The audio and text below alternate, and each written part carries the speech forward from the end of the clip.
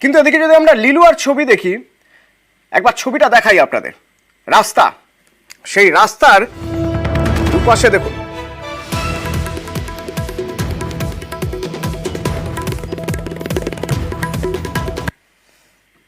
দেখুন, ভাবতে পারছেন রাস্তা কতটা সরু হয়ে গিয়েছে? কারণ রাস্তার একটা দিক দখল করে পার্কিং চলছে। আচ্ছা, কিভাবে পার্কিং চলছে? কুপন কেটে। দেখুন কুপন, দেখুন একবার, পার্কিং ফি 200 টাকা। হাওড়া পুরসভার নাম দিয়ে কুপন ছাপানো হয়েছে। হাওড়া পুরসভা জানে? প্রশাসনিক পুরো প্রশাসক যারা আছেন তারা জানেন? আমাদের অজানা, আমরা খোঁজার চেষ্টা করি। আমাদের সঙ্গে রয়েছেন প্রতিনিধি দেবাশিস। দেবাশিস, কুপন দেখে তো কারো কোনো কোথাও মনে হওয়ার কথা নয় যে এটা বেআইনি, তাই এই কুপনের বিনিময়ে টাকা দিয়ে 200 টাকা দিয়ে যথেচ্ছ যেখানে খুশি পার্কিং করা যায়, রাজার মতো পুরো এলাকাই আপনার। আমার কথা হচ্ছে, এই কুপন যে তৈরি করা হয়েছে, পুরো প্রশাসকরা তারা জানেন যে তাদের নামে এভাবে কুপন চলছে?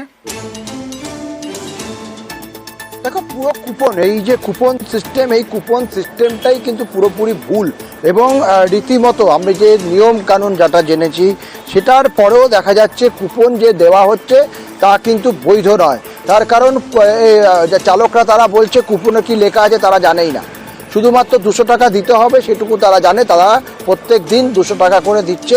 কেউ যদি 2 ঘন্টা রেখে চলে যায়, পরবর্তীকালে আবার আসে, তাকে আবার দিতে হবে।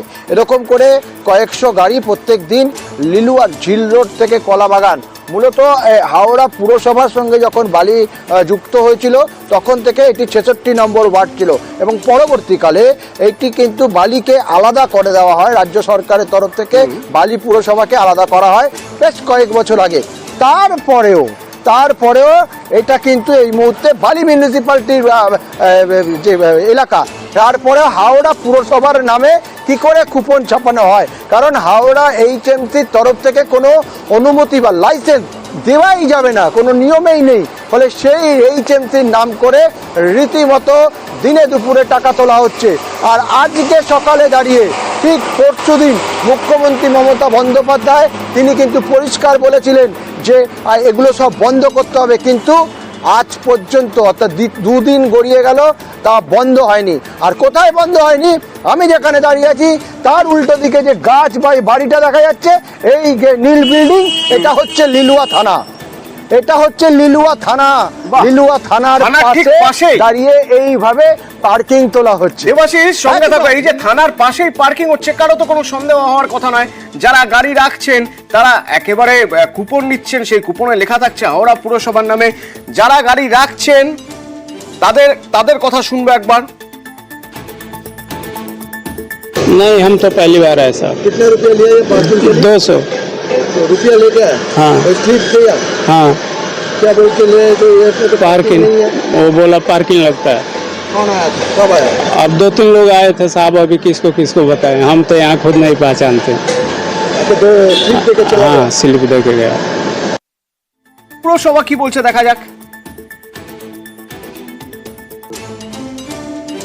এখানে যেখানে বেআইনি পার্কিং আছে, মানে আমাদের নথিভুক্ত পার্কিং এর বাইরে যেখানে পার্কিং আছে, সেগুলো আমরা পুলিশের সাহায্য নিয়ে সেগুলো আমরা বন্ধ করে দেব। এবং রাস্তা এনক্রোচ করে যদি কেউ কাজ করে, আমরা প্রয়োজন হলে আমরা বসবো অ্যাডমিনিস্ট্রেশনের সাথে, আমরা নিয়ম করে আমরা ওখানে পেনাল্টি বা জরিমানা আদায় করবো সেই জায়গায়। আর এবার হলদিয়া, মুখ্যমন্ত্রী কড়া পদক্ষেপের কথা বলেছেন, আর তারপরে এবার তৎপরতা দেখা যাচ্ছে। সরকারি জমি দখলমুক্ত করতে হলদিয়া পুরসভা তৎপর।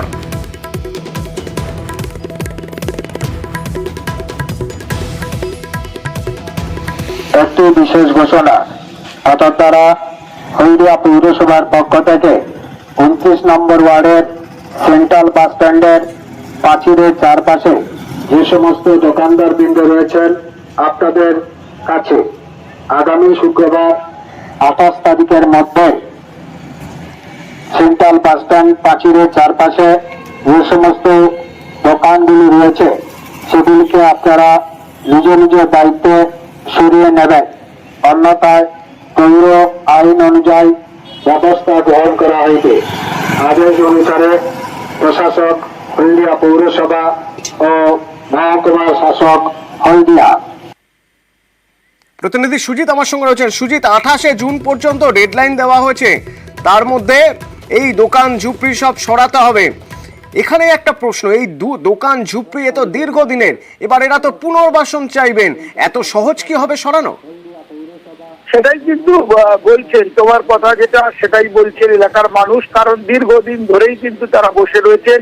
মুখ্যমন্ত্রীর বৈঠকের পরে কিন্তু টনক লড়লো পুরো কর্তৃপক্ষের বা বলা যায় প্রশাসনের, এবং তারপরে এই মাইকিং, এবং যে মাইকিং এ বলা হচ্ছে কাল বাদে পরশু ডেডলাইন দেওয়া হচ্ছে, 28 তারিখের মধ্যে সবকিছু তুলে নিতে হবে।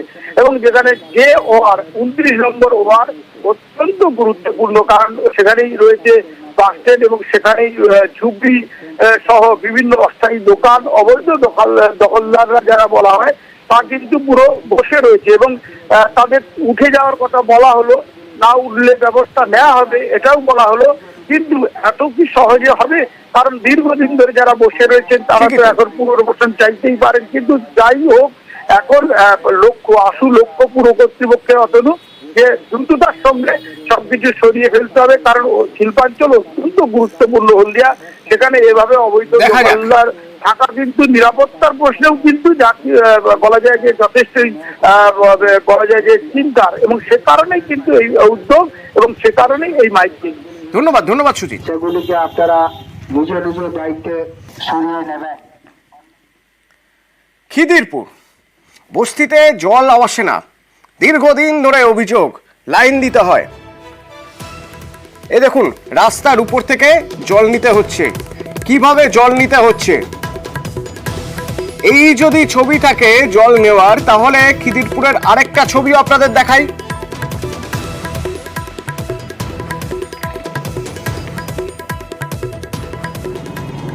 দেখুন, ঠিক এখানেই রাস্তার উপরে জল পড়ে যাচ্ছে।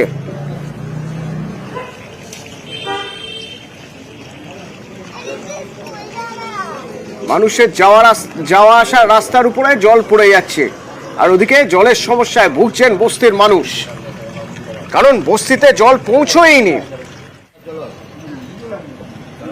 77 নম্বর ওয়ার্ড কলকাতার অভিজিৎ প্রতিনিধি আমার সঙ্গে সরাসরি রয়েছেন।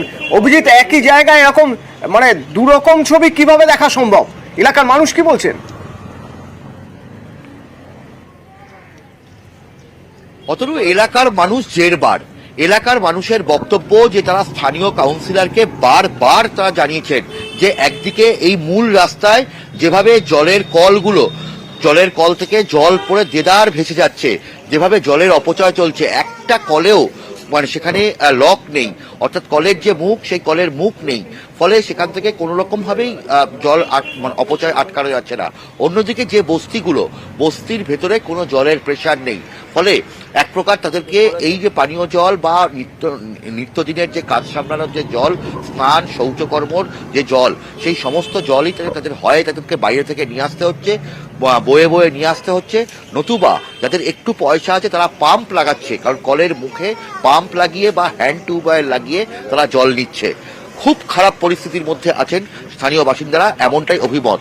এবং 77 নম্বর ওয়ার্ড, সেখানে পরপর 3টে টার্মে সেখানকার শামিমা রেহান খান সেখানকার কাউন্সিলর, কিন্তু তিনি কোনো রকম কর্ণপাত করছেন না।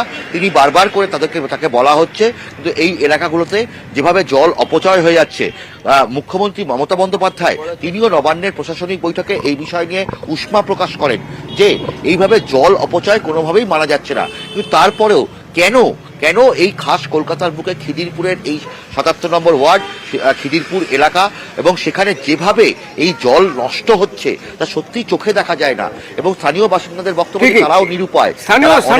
স্থানীয়দের বক্তব্য শুনবো অভিজিৎ, ধন্যবাদ।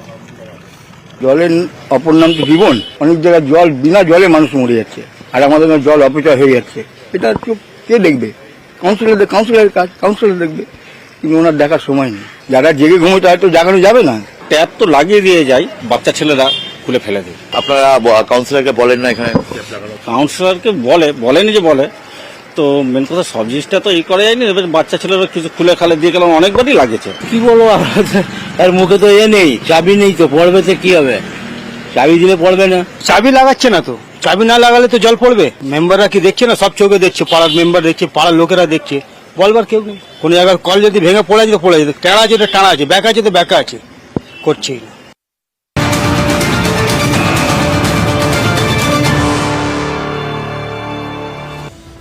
বিরাটিতে বাচ্চা চুরির সন্দেহে উত্তেজনা কেন?